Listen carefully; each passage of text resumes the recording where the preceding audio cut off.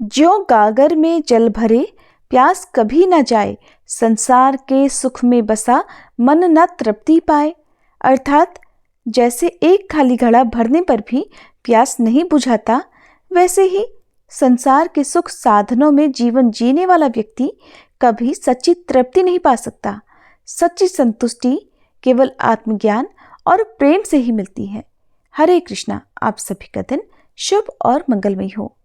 आज दिनांक है 28 नवंबर गुरुवार और आज मार्गशीर्ष मास के कृष्ण पक्ष की त्रयोदशी तिथि है। त्रयोदशी तिथि आज सुबह 6:24 से प्रारंभ हुई है। सारा दिन त्रयोदशी तिथि रहेगी और 29 नवंबर शुक्रवार को सुबह 8:40 पर तिथि समाप्त होगी। आज आप सुनेंगे मार्गशीर्ष मास महात्म्य का 13वां अध्याय। और इससे पहले एक दिन आपने कार्तिक मास में सिलपिल्ले भगवान और एक ब्राह्मण कन्या की भक्ति की कहानी सुनी थी। आज आप उसी क्रम में राजकन्या, जो कि ब्राह्मण कन्या की ही सहेली थी, उनकी और सिलपिल्ले भगवान की कहानी इसके बाद आप आज का महात्म्य सुनेंगे। और आज की इस कहानी को सुनकर आप कमेंट में जरूर बताइएगा ये कहानी आपको कैसी लगी। ठाकुर सिलपिल्ले भगवान की एक भक्त थी राजकन्या। राजकन्या, जिसका नाम चंद्रलेखा था, रहती तो राजमहल में थी, लेकिन हर प्रकार के विषय सुखों से उन्हें पूर्ण वैराग्य हो गया था। इनका विवाह बाल्यावस्था में ही एक राजकुमार के साथ निश्चित कर दिया गया, परंतु अभी गौना नहीं हुआ था। विवाह के बाद ही पत्नी को अपने माता पिता के घर से पहली बार जब पति अपने घर लेकर जाता है, तब उस रस्म को, उस परंपरा को गौना कहते हैं। गौना होने तक लड़की अपने माता पिता के घर में यानी अपने मायके में ही रहती है। तो उस राजकन्या का गौना नहीं हुआ था, इसलिए वो भी अपने माता पिता के साथ ही रहा करती थी। कन्या को ये नहीं पता था कि उसका विवाह तय हो चुका था। चंद्रलेखा के चित्त की वृत्तियां तो हर समय श्री सिलपिल्ले भगवान की सेवा में लगी रहती थी, जो उनके एक गुरुजी ने उन्हें प्रदान किए थे। राजकन्या को विवाह करने की इच्छा बिल्कुल नहीं थी, क्योंकि उनका हृदय तो वैराग्य के रंग से रंगा हुआ था। परंतु अब जब उनके पिता ने बाल्यावस्था में ही उनका विवाह निश्चित कर दिया, तो ये जानकर लोक लज्जा के कारण वो कुछ भी नहीं बोली, क्योंकि वो तो मन ही मन सिलपिल्ले भगवान को ही अपना सब कुछ, अपना पति परमेश्वर मान चुकी थी। जब उनकी विवाह के योग्य उम्र हो गई, तब विवाह हुआ और उसके बाद गौने की विदाई करने पतिदेव आए। अब विधाता का विधान देखिए। जिस युवक से राजकन्या का विवाह हुआ, वो और उसके परिवार के सभी लोग भक्ति से विमुख थे, कोई पूजा पाठ नहीं करते थे। राजा की बेटी थी, तो गुप्तचरों से उसे पता चल गया कि ये लड़का और उसके घर वाले सभी भक्ति विमुख हैं। किसी के मन में ठाकुर जी के प्रति न तो सम्मान है न भक्ति है। अब विवाह और गौना हो चुका था, इसलिए घर वालों ने राजकन्या चंद्रलेखा को अपने पति के साथ विदा कर दिया। अपने ठाकुर जी को उन्होंने जिस पिटारी में रखा था, उसे हृदय से लगाए हुए चंद्रलेखा जी अपने पतिदेव के साथ ससुराल को जाने लगी।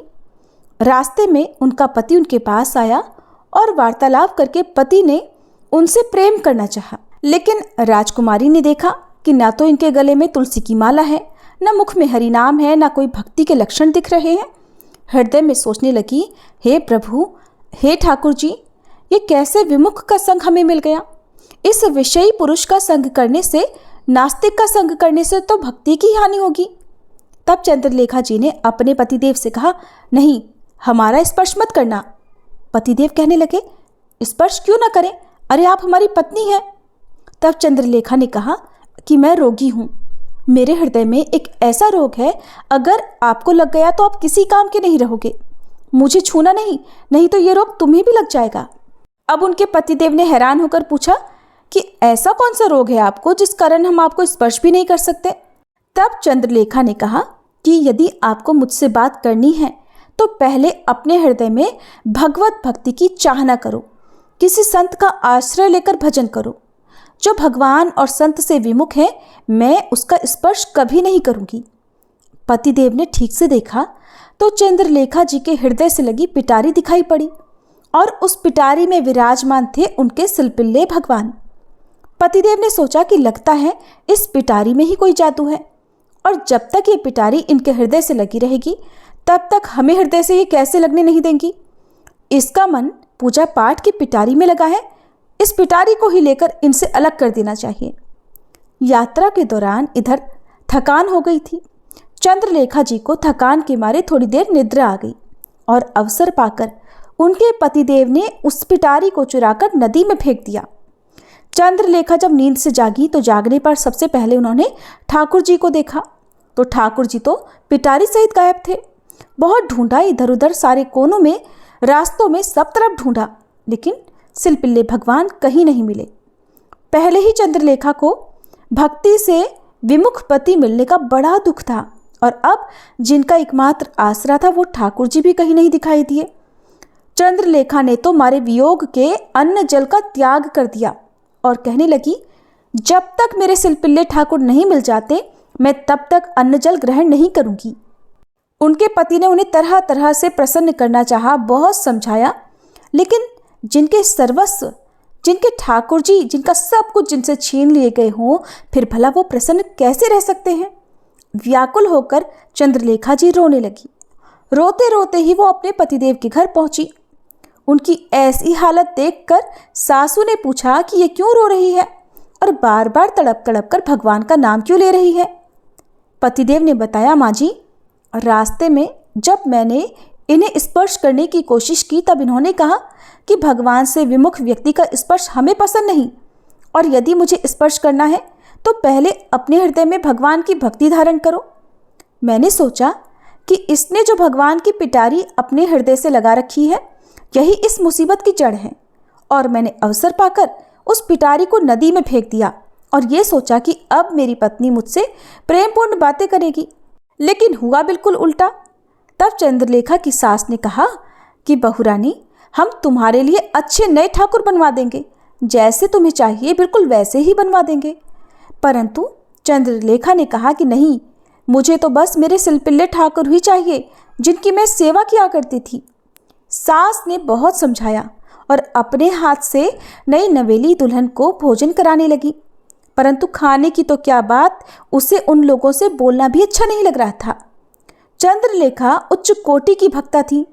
उन्होंने कभी भी अपनी सास से नहीं कहा कि ये सब अनर्थ मेरे पतिदेव के कारण हुआ है, बल्कि वो तो यही कहती रही कि मुझसे ही कोई अपराध हो गया होगा, इसलिए प्रभु मुझे छोड़कर चले गए। जैसे राजा दशरथ ने कैकेयी को कभी दोष नहीं दिया, उन्होंने हमेशा यही कहा कि मेरे पूर्व के किसी पाप के कारण सीताराम जी से वियोग हुआ है, इसमें कैकेयी का कोई दोष नहीं। और सच्चे भक्त की यही तो पहचान होती है कि वो कभी किसी पर दोषारोपण नहीं करते। चंद्रलेखा की सासू ने सोचा कि इसने तो अन्न जल त्याग दिया है और यदि ये मर गई तो फिर हम इसके घर वालों को भला क्या जवाब देंगे। तब ससुराल वालों ने कहा कि हम सब तेरे पांव पड़ते हैं, अब तू जैसा चाहेगी, जैसा कहेगी हम वैसा ही करेंगे। चंद्रलेखा जी ने कहा, ठीक है, तो फिर आप हमें वहीं लेकर चलो जहां पर मेरे प्राण प्यारे सिलपिल्ले भगवान को नदी में मेरे पतिदेव डालकर आए थे। अब घर वाले चंद्रलेखा जी को लेकर नदी किनारे गए जहां जल में पिटारी फेंकी गई थी। पतिदेव ने कहा कि यही वो जगह है जहां उस पिटारी को हमने फेंका था। अपने सिलपिल्ले भगवान को याद करते ही चंद्रलेखा जी को तो मानो चक्कर सा आ गया और वह मूर्छित होकर धरती पर ही गिर पड़ी। किसी तरह मूर्छा दूर हुई और उनके नेत्रों से आंसुधारा बहने लगी और वह बड़े दुखी स्वर से अपने प्राणनाथ सिलपिल्ले भगवान को पुकारने लगी। सोचने लगी कि मैं जिनकी सेवा इतने प्रेम से करती थी, जिनका मैं इतना ख्याल रखती थी, वो पानी में फेंक दिए गए हैं। न जाने वो किस हाल में होंगे। हाँ मेरे सिलपिल्ले भगवान, हाँ मेरे ठाकुर जी। इस तरह से चंद्रलेखा जी बार बार करुण विलाप करने लगी। अब भगवान तो हमेशा अपने भक्तों के वश में रहते हैं। सच्चे भक्त भला पुकारे और भगवान ना आए, ऐसा तो हो ही नहीं सकता। जिस तरह आसपास चुंबक होने पर लोहा उसकी ओर खींचा चला जाता है, ठीक वैसे ही भक्तिवश भगवान भी चंद्रलेखा जी की ओर खींचे चले आए। भक्ता चंद्रलेखा की दीन पुकार सुनते ही पानी में से निकलकर सिलपिल्ले भगवान दौड़कर उनके हृदय से आ लगे और उनके साथ साथ ही वो पिटारी भी आ गई। उस भक्ता के पतिदेव, सास और ससुर, उन सब ने जब ऐसा चमत्कार देखा, देखकर वे तो बड़े आश्चर्यचकित रह गए और फिर वे बड़े प्रभावित भी हुए। उन भक्ता ने अपनी भक्ति से उन सब भगवान से विमुख लोगों को भगवान का ही भक्त बना दिया। अब वे सभी कहने लगे कि हम सबके तो भाग्य जग गए जो ऐसी बहू घर पर आई। अब वे सभी भगवान और संतों की सेवा में लग गए। इस तरह किसी भी प्रकार क्यों न हो, एक भक्त के संग से सारा परिवार भगवान की भक्ति में लगकर अंत में भवसागर से तर गया। प्रेम से बोलिए सिलपिल्ले भगवान की जय, राजकन्या चंद्रलेखा जी की जय। अब सुनिए आज का अध्याय। देवर्षि नारद जी ने पूछा, हे भगवान, गोकुल में यशोदा भवन के भीतर श्री कृष्ण को रखकर जब वसुदेव जी ने अपने घर को प्रस्थान किया, तब नंदराय जी ने किस प्रकार पुत्रोत्सव मनाया? श्री कृष्ण ने वहां रहकर क्या किया? वे कितने वर्षों तक वहां रहे? प्रभु, आप उनकी बाल क्रीड़ा का, बाल लीलाओं का क्रमशः वर्णन कीजिए।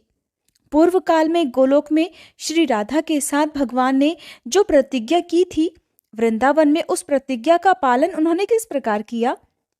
प्रभु, उस समय भूतल पर वृंदावन का स्वरूप कैसा था? उनका रास मंडल कैसा था? वो सब भी बताइए। रास क्रीड़ा और जल क्रीड़ा का विस्तार पूर्वक वर्णन कीजिए। नंद जी ने कौन सी तपस्या की थी? यशोदा और रोहिणी ने कौन सा तप किया था? श्री हरि से पहले हलधर का जन्म कहाँ हुआ था?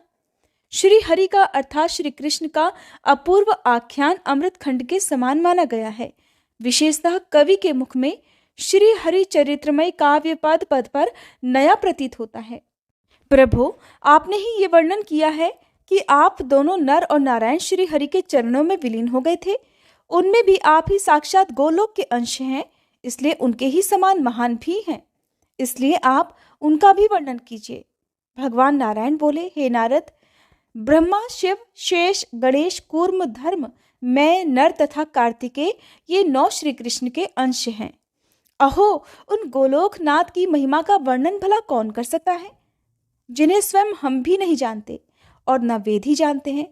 फिर दूसरे विद्वान क्या जान सकते हैं? शूकर, वामन, कल्की, बुद्ध, कपिल और मत्स्य, ये भी श्री कृष्ण के अंश हैं। और अन्य कितने ही अवतार हैं जो श्री कृष्ण की कला मात्र हैं। फिर भी हे ब्राह्मण सुनो, मैं तुमसे यशोदा, नंद और रोहिणी के तप का वर्णन करता हूँ, जिसके कारण उन्होंने श्री कृष्ण का मुंह देखा था। वसुओं में श्रेष्ठ तपोधन द्रोण नंद नाम से इस धरातल पर अवतरित हुए थे। उनकी पत्नी जो तपस्विनी धरा थी, वे ही सती साध्वी यशोदा हुई थी। सर्पों को जन्म देने वाली नाग माता कद्रु ही रोहिणी बनकर इस भूतल पर प्रकट हुई थी। उनके जन्म और चरित्र का वर्णन करता हूँ, ध्यान से सुनो। एक समय की बात है, पुण्यदायक भारतवर्ष में गौतम आश्रम के पास में ही गंधमादन पर्वत पर धरा और द्रोण ने कठिन तपस्या आरंभ की। मुने, उनकी तपस्या का एकमात्र उद्देश्य था भगवान श्री कृष्ण का दर्शन। सुप्रभा के निर्जन तट पर 10,000 वर्षों तक वे वसु दंपत्ति तपस्या में लीन रहे, परंतु उन्हें श्री हरि के दर्शन प्राप्त नहीं हुए। तब वे दोनों वैराग्यवश अग्नि कुंड का निर्माण करके उसमें ही प्रवेश करने को तत्पर हो गए। उन दोनों को मरने के लिए उत्सुक देखकर वहां आकाशवाणी हुई, वसुश्रेष्ठ, तुम दोनों दूसरे जन्म में भूतल पर अवतीर्ण होकर गोलोक में अपने पुत्र के रूप में श्री हरि के दर्शन करोगे। योगियों को भी उन भगवान का दर्शन होना अत्यंत कठिन है। बड़े बड़े विद्वानों के लिए भी ध्यान के द्वारा उन्हें वश में कर पाना असंभव है। वे ब्रह्मादि देवताओं के भी वंदनीय हैं। यह आकाशवाणी सुनकर धरा और द्रोण सुखपूर्वक अपने घर को चले गए और भारतवर्ष में जन्म लेकर फिर उन्होंने श्री हरि के मुखारविंद के दर्शन किए। इस प्रकार यशोदा और नंद का चरित्र तुमसे कहा गया। अब देवताओं के लिए भी परम गोपनीय रोहिणी का चरित्र भी सुनो। एक समय देव माता अदिति ने ऋतुमती होने पर समस्त श्रृंगारों से सुसज्जित होकर अपने पतिदेव श्री कश्यप जी से मिलना चाहा। उस समय कश्यप जी अपनी दूसरी पत्नी सर्प माता कद्रु के पास थे। कश्यप जी के आने में देर होने पर अदिति को बहुत दुख हुआ। उन्होंने कद्रु को श्राप दे डाला कि वे स्वर्गलोक को त्याग कर मनुष्य योनि को प्राप्त हो जाएं। इस बात को सुनकर कद्रु ने भी अदिति को श्राप दे डाला कि वे भी जरायुक्त होकर मर्त्यलोक में मानव योनि में जाएं। इस प्रकार दोनों एक दूसरे के श्रापग्रस्त होने पर कश्यप जी ने कद्रु को सांत्वना देकर समझाया कि तुम मेरे साथ मर्त्यलोक में जाकर श्री हरि के मुख कमल का दर्शन प्राप्त करोगी। फिर कश्यप जी ने अदिति के घर जाकर उनकी भी इच्छा पूर्ण की। उसी ऋतु से देवराज का जन्म हुआ। इसके बाद अदिति ने देवकी के रूप में, कद्रु ने रोहिणी के रूप में और कश्यप जी ने श्री कृष्ण के पिता अर्थात श्री वसुदेव जी के रूप में जन्म ग्रहण किया। हे मुने, ये सारा गोपनीय रहस्य बताया गया। अब अनंत अप्रमेय और सहस्त्रों मस्तक वाले भगवान बलदेव जी के जन्म का वृतांत भी सुनो। साध्वी रोहिणी वसुदेव जी की प्रेयसी भार्या थी अर्थात पत्नी थी। मुने, वे वसुदेव जी की आज्ञा से संकर्षण की रक्षा करने के लिए गोकुल में चली गईं। कंस से भयभीत होने के कारण वहां से उन्हें भागना पड़ा था। उन दिनों योग माया ने श्री कृष्ण की आज्ञा से देवकी के 7वें गर्भ को रोहिणी के उदर में स्थापित कर दिया था। उस गर्भ को स्थापित करके वे देवी तत्काल ही कैलाश पर्वत को चली गई। कुछ दिनों के बाद रोहिणी नंद भवन में श्री कृष्ण के अंश स्वरूप पुत्र को जन्म दिया। उसकी अंग कांति तपाए हुए सोने के समान गौर थी और वह बालक साक्षात ईश्वर था। उस बालक के मुख पर मंद हास्य की मनोहर छटा और प्रसन्नता छा रही थी। वह ब्रह्म तेज से प्रकाशित हो रहा था। उसके जन्म मात्र से ही देवताओं में महान आनंद छा गया। स्वर्गलोक में दुंदुभी, आनक और मुरज आदि दिव्य बाजे बज उठे। आनंद मगन हुए देवता शंख ध्वनि के साथ जय जयकार करने लगे। फिर नंद का हृदय भी हर्ष से भर उठा। उन्होंने ब्राह्मणों को बहुत सारा धन दिया। धाये ने आकर बालक की नाल काटी और उसे स्नान कराया। समस्त आभूषणों से विभूषित गोपियां अब जय जयकार करने लगी। अपने पुत्र का उत्सव तो हर कोई मनाता है, लेकिन नंद जी ने बड़े आदर के साथ उस पराये पुत्र के लिए भी महान उत्सव मनाया। यशोदा जी ने गोपियों और ब्राह्मणियों को प्रसन्नता पूर्वक भरपूर धन का दान किया। तरह तरह के द्रव्य, सिंदूर और तैल आदि प्रदान किए। हे वत्स, इस प्रकार मैंने तुमसे नंद और यशोदा जी के तप का प्रसंग कह सुनाया। हलधर के जन्म की कथा कही और रोहिणी जी के चरित्र को सुनाया। अब तुम्हें जो अभीष्ट है वह नंद पुत्रोत्सव का प्रसंग भी सुनो, जो कि सुखदायक, मोक्षदायक और जन्म, मृत्यु और जरावस्था का निवारण करने वाला है। श्री कृष्ण का मंगलमय चरित्र वैष्णवों का जीवन है। वसुदेव जी ने श्री कृष्ण को नंद भवन में लाकर रख दिया और उनकी कन्या को गोद में लेकर वे हर्षपूर्वक अपने घर को लौट आए। ये प्रसंग तथा उस कन्या का श्रवण सुखद चरित्र पहले ही कहा जा चुका है। अब गोकुल में जो श्री कृष्ण की मंगलमयी लीला प्रकट हुई उसे बताता हूँ, सुनो। जब वसुदेव जी अपने घर को लौट गए तब जया तिथि अष्टमी से युक्त उस विजयपूर्ण मंगलमय सूतिकागार में नंद और यशोदा जी ने देखा कि उनका पुत्र धरती पर पड़ा हुआ है। वह नग्न बालक बड़ा सुंदर दिखाई देता था। उसकी दृष्टि घर के शिखर भाग की ओर लगी हुई थी और उस बालक का मुख शरतकाल की पूर्णिमा के चंद्रमा को भी लज्जित कर रहा था। दोनों नेत्र नील कमल की शोभा को भी छीन लेते थे। वह कभी रोता तो कभी हंसने लगता था। उसके श्री अंगों में धूल के कण लगे हुए थे। उसके दोनों हाथ धरती पर टिके हुए थे और युगल चरणारविंद प्रेम के पुंज से जान पड़ते थे। उस दिव्य बालक श्री हरि को देखकर पत्नी सहित नंद जी को बड़ी प्रसन्नता हुई। फिर धाय ने ठंडे जल से उस बालक को नहलाया और उसकी नाल काट दी। उस समय गोपियां हर्ष से जय जयकार करने लगी। ब्रज की सारी गोपिकाएं, बालिका और युवतियां भी ब्राह्मण पत्नियों के साथ सूतिकागार में आई। उन सब ने आकर बालक को देखा और प्रसन्नतापूर्वक उसे भरपूर आशीर्वाद दिया। नंद नंदन की भूरी भूरी प्रशंसा करती हुई वे उन्हें अपनी गोद में ले लेती थीं। उनमें से तो कितनी ही गोपियां रात में वहीं रह गई, अपने घर गई ही नहीं।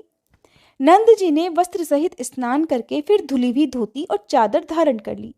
फिर खूब प्रसन्न होकर परंपरागत विधि का पालन किया। ब्राह्मणों को भोजन करवाया, उनसे मंगल पाठ करवाया, तरह तरह के बाजे बजवाए और बंदीजनों को धन दान किया। फिर नंद जी ने आनंद पूर्वक ब्राह्मणों को धन दिया। उत्तम रत्न, मूंगे और हीरे भी आदर पूर्वक उन्हें दिए। मुने, तिलों के 7 पर्वत, सोने के 100 ढेर, चांदी, धान्य की पर्वतम राशि, वस्त्र, सहस्त्रों मनोरम गौवें, दूध, दही, शक्कर, माखन, घी, मधु, मिठाई, लड्डू, स्वादिष्ट मोदक, सब प्रकार की खेती से भरी पूरी भूमि, वायु के समान वेगशाली घोड़े, पान और तेल, इन सब का दान करके नंद जी बड़े प्रसन्न हुए। उन्होंने सूतिकागार की रक्षा करने के लिए ब्राह्मणों को नियुक्त कर दिया, मंत्रज्ञ मनुष्यों और बड़ी बूढ़ी गोपियों को लगा दिया। उन्होंने ब्राह्मणों द्वारा वेदों का पाठ कराया, एकमात्र मंगलमय हरिनाम का कीर्तन कराया और देवताओं की पूजा भी करवाई। युवती और बड़ी बूढ़ी ब्राह्मण पत्नियां बालक बालिकाओं को साथ लेकर मुस्कुराती हुई नंद भवन में आई। नंदराय जी ने उनको भी तरह तरह के धन और रतन दिए। ज्योतिष शास्त्र के विशेषज्ञ, विविध ज्योतिषी, जिनकी वाणी सिद्ध थी, जिनकी वाणी सदा सत्य रहती थी, हाथ में पुस्तकें लिए नंद मंदिर में पधारे। नंद जी ने उन्हें नमस्कार करके बड़ी प्रसन्नता के साथ उनके सामने अपनी विनय प्रकट की। उन सब ने आशीर्वाद दिए और उस उत्तम बालक को देखा। इस प्रकार ब्रजराज नंद ने सामग्री एकत्र करके अपने पुत्र का उत्सव मनाया, ज्योतिषियों द्वारा शुभाशुभ भविष्य का प्रकाशन करवाया। वह बालक फिर नंद भवन में शुक्ल पक्ष के चंद्रमा की तरह दिनों दिन बढ़ने लगा। श्री कृष्ण और हलधर दोनों ही माता का स्तनपान करते थे। मुने वहां नंद के पुत्रोत्सव में प्रसन्न हुई रोहिणी देवी ने आई हुई स्त्रियों को प्रसन्नतापूर्वक तेल, सिंदूर और तांबूल प्रदान किए। वे सब बालक के सिर पर आशीर्वाद देकर अपने अपने घर को चली गईं। केवल यशोदा, रोहिणी और नंद जी यही उस घर में हर्षपूर्वक रहे। भगवान नारायण कहते हैं, नारद, एक दिन राजसभा में स्वर्ण सिंहासन पर बैठे हुए कंस को बड़ी मधुर आकाशवाणी सुनाई दी। ओ महामूढ़, क्या कर रहा है? अपने कल्याण का उपाय सोच। तेरा काल तो धरती पर उत्पन्न हो ही चुका है।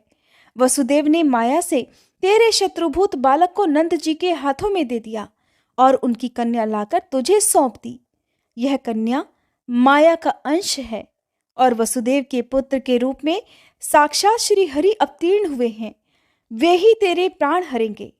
इस समय गोकुल के नंद मंदिर में उनका पालन पोषण हो रहा है। देवकी का 7वां गर्भ भी स्खलित या मृत नहीं हुआ है। योग माया ने उस गर्भ को रोहिणी के उदर में स्थापित कर दिया था। उस गर्भ से शेष के अंशभूत महाबली बलदेव जी प्रकट हुए हैं। श्री कृष्ण और बलभद्र ये दोनों तेरे काल है और इस समय गोकुल के नंद भवन में पल रहे हैं। वह आकाशवाणी सुनकर राजा कंस का मस्तक झुक गया।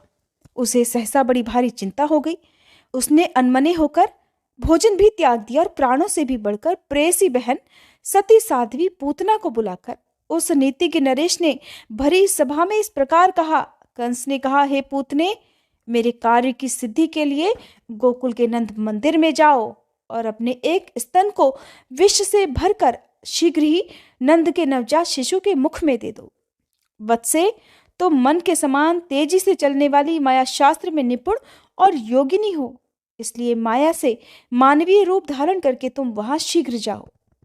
तुम दुर्वासा से महामंत्र की दीक्षा लेकर कहीं भी जाने के लिए और सभी प्रकार का रूप धारण करने में समर्थ हो। नारद, ऐसा कहकर महाराज कंस उस राजसभा में मौन हो गया। इधर स्वेच्छाचारिणी पूतना कंस को प्रणाम करके वहां से चल दी। उसने एक परम सुंदरी नारी का रूप धारण कर लिया। उसकी अंग कांति तपाए हुए सोने के समान प्रकाशित हो रही थी। तरह तरह के आभूषणों से वो सुसज्जित थी। मस्तक पर मालती की माला से अलंकृत केशपाश धारण किए हुई थी। उसके ललाट में कस्तूरी की बेंदी से युक्त सिंदूर की रेखा शोभा पा रही थी। ब्रज में पहुंचकर पूतना ने मनोहर नंद भवन पर नजर डाली। वो दुर्लंघ्य और गहरी खाइयों से घिरा हुआ था। साक्षात विश्वकर्मा जी ने दिव्य प्रस्तरों अर्थात पत्थरों द्वारा उसका निर्माण किया था। इंद्रनील, मरकत और पद्मराग मणियों से उस भवन की शोभा बड़ी ही दिव्य हो रही थी। सोने के दिव्य कलश और चित्रित शुभ शिखर उस नंद मंदिर की शोभा बढ़ाते थे। मोती, माणिक्य, पारसमणि और रत्न आदि वैभवों से घिरे हुए उस भवन में स्वर्णमय पात्र और घड़े बड़ी भारी संख्या में दिखाई दे रहे थे। करोड़ों गौवें उस भवन के द्वार की शोभा बढ़ा रही थी। लाखों ऐसे गोप किंकर वहां पर विद्यमान थे जिनका भरण पोषण नंद भवन से ही होता था। तरह तरह के कार्यों में लगी हुई सुंदर दासियां उस भवन की शोभा बढ़ा रही थी। सुंदरी पूतना ने अत्यंत मनोहर वेश धारण करके मंद मुस्कान की छटा बिखेरते हुए अब नंद मंदिर में प्रवेश किया।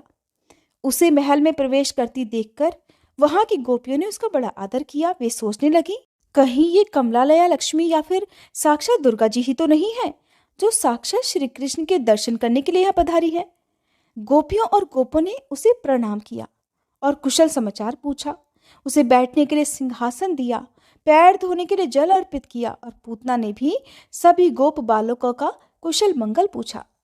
फिर वह सुंदरी मुस्कुराती हुई सिंहासन पर बैठ गई।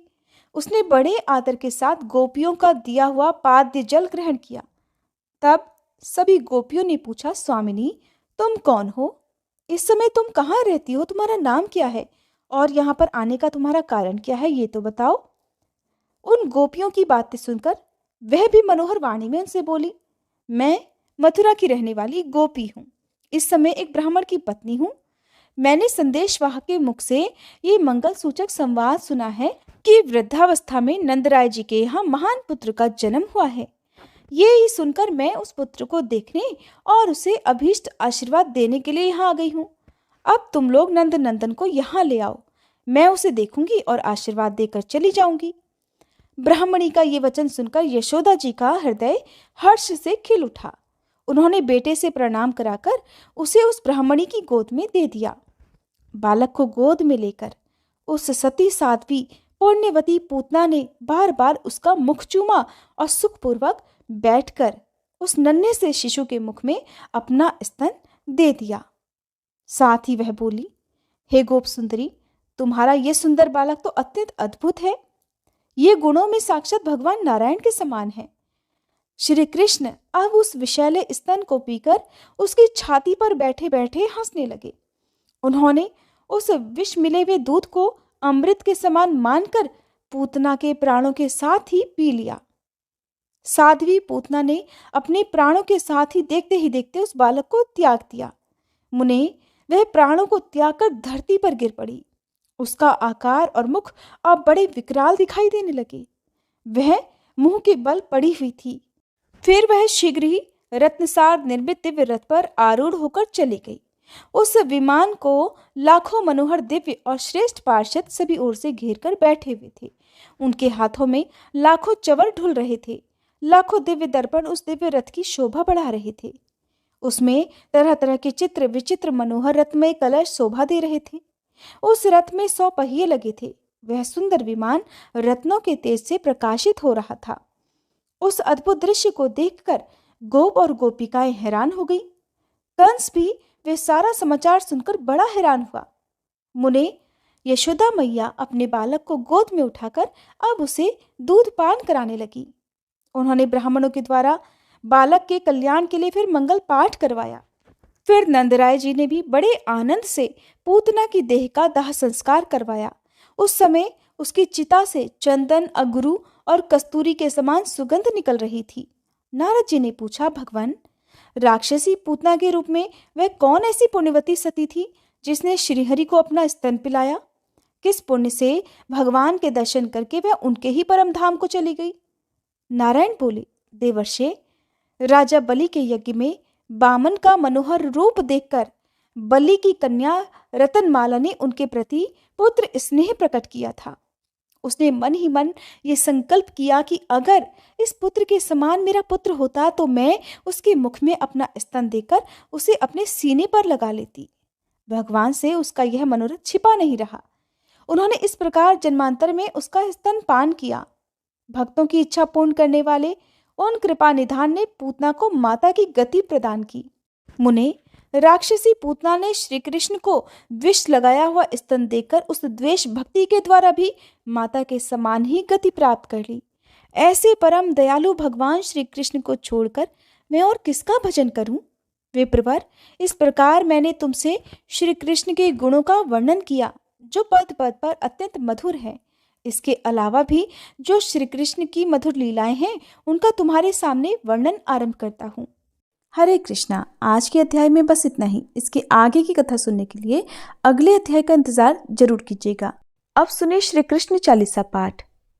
बंशी शोभित कर मधुर नील जलद तन श्याम, अरुण अधर जनु बिंबा फल नयन कमल अभिराम, पूर्ण इंद्र अरविंद मुख पीतांबर शुभ साज, जय मन मोहन मदन छवि कृष्ण चंद्र महाराज। जय यदुनंदन जय जगवंदन, जय वसुदेव देवकी नंदन, जय यशोदासुत नंद दुलारे, जय प्रभु भक्तन के धृग तारे, जय नट नागर नाग नथैया, कृष्ण कन्हैया धेनु चरैया, पुनि नख पर प्रभु गिरिवर धारो, आओ दीनन कष्ट निवारो, वंशी मधुर अधर धरि तेरी, होवे पूर्ण मनोरथ मेरो,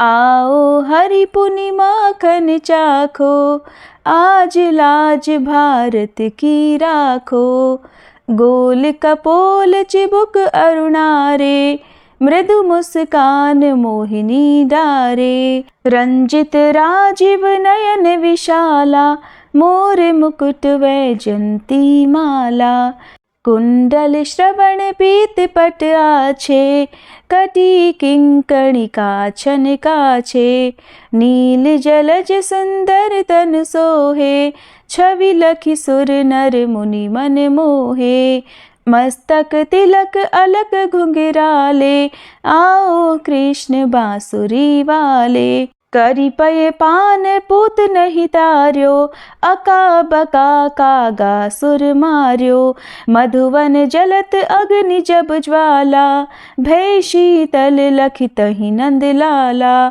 सुरपति जब ब्रिज चढ़ियो रिसाई, मसूर धार वारी वर्षाई, लगत लगत ब्रज चहन बहायो, गोवर्धन नख धारी बचायो, लखि यशोदा मन भ्रम अधिकाई, मुख मह 14 भुवन दिखाई, दुष्ट कंस अति उधम मचायो, कोटि कमल जब फूल मंगायो, नाथी काली यही तब तुम लीन्हे, चरण चिन्ह दे निर्भय कीन्हे, करी गोपिन संग रास विलासा, सबकी पूरण करी अभिलाषा, केतिक मह असुर संग हार्यो, कंस ही केस पकड़ दे मार्यो, मात पिता की बंदी छुड़ाई, उगर सेन कह राज दिलाई, मही से मृतक 6 सुत लायो,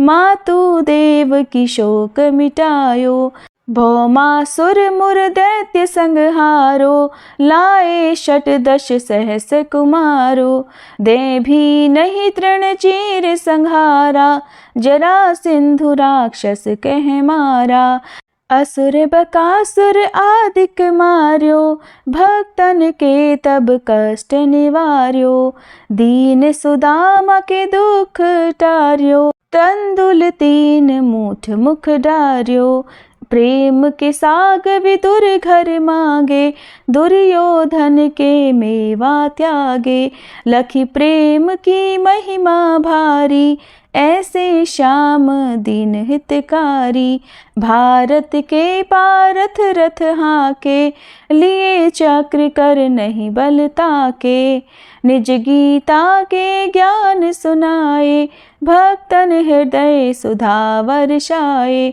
मीरा थी ऐसी मत वाली, विष पी गई बजा कर ताली, राना भेजा सांप पिटारी, शालिग्राम बने बनवारी, निज माया तुम विध ही दिखायो, उरते संशय सकल मिटायो, तब शत निंदा करी तत्काला, जीवन मुक्त भयो शिशुपाला, जब ही द्रौपदी टेर लगाई, दीनानाथ लाज अब जाई, तुरत ही वसन बने नंदलाला, बढ़े चीर भय अरि मुँह काला, असनाथ के नाथ कन्हैया, डूबत भंवर बचावत नैया। सुंदर दास आस उरधारी, दया दृष्टि की जय बनवारी, नाथ सकल मम कुमति निवारो, क्षमहु बेगी अपराध हमारो, खोलो पट अब दर्शन दीजे, बोलो कृष्ण कन्हैया की जय, बोलो कृष्ण कन्हैया की जय, बोलो कृष्ण कन्हैया की जय। ये चालीसा कृष्ण का पाठ करे उरधारी, अष्ट सिद्धि नवनिधि फल लहे पदार्थ चारी। बोलो श्री कृष्ण भगवान की जय।